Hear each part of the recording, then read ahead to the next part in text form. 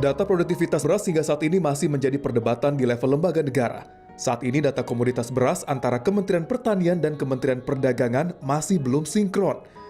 Kementerian Pertanian masih mengklaim beras Indonesia surplus sejak tahun 2016 dengan total produksi 79 ton gabah kering giling naik 4% dari tahun 2015.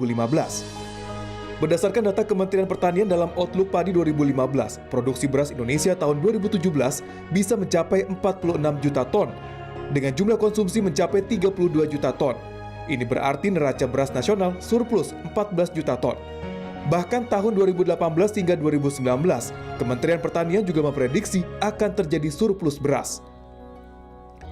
Namun Kementerian Perdagangan dengan dalih menjaga harga beras di tangan konsumen memutuskan untuk impor beras dari Thailand dan Vietnam. Badan Pusat Statistik dalam laporan bulanan data sosial ekonomi menyebutkan, impor beras Indonesia pada November 2016 mencapai 1,2 juta ton dengan nilai mencapai 6,6 triliun rupiah.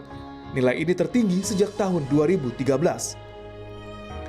Bahkan di awal tahun 2018, 500 ribu ton beras dari Vietnam dan Thailand membanjiri pasar nasional.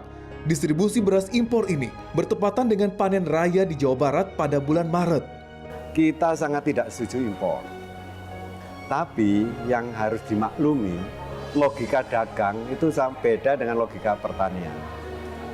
Logika dagang. Jadi kalau ada Menteri Perdagangan panik karena barangnya nggak ada itu bagus. Tapi mereka harus sadar bahwa impor itu kalau nggak ditangani dengan baik bisa tadi menghilangkan semangat orang petani.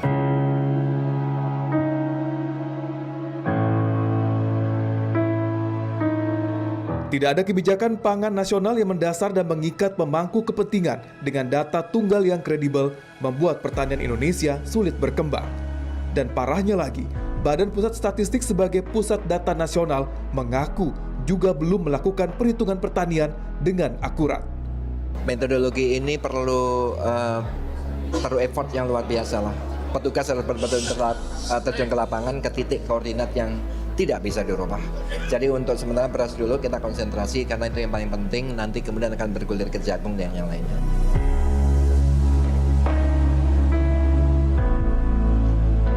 Menurut Badan Perencanaan Pembangunan Nasional, di tahun 2015 Indonesia beresiko mengalami krisis pangan pada tahun 2025. Ketidakjelasan data acuan perhitungan produktivitas pangan, konversi lahan pertanian yang semakin luas, dan lemahnya intensifikasi pertanian membuat Indonesia akan mengalami ketergantungan impor beras.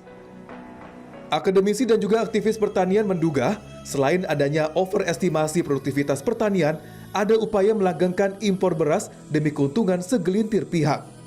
Sesungguhnya sektor pertanian itu dipreteli kecil ya.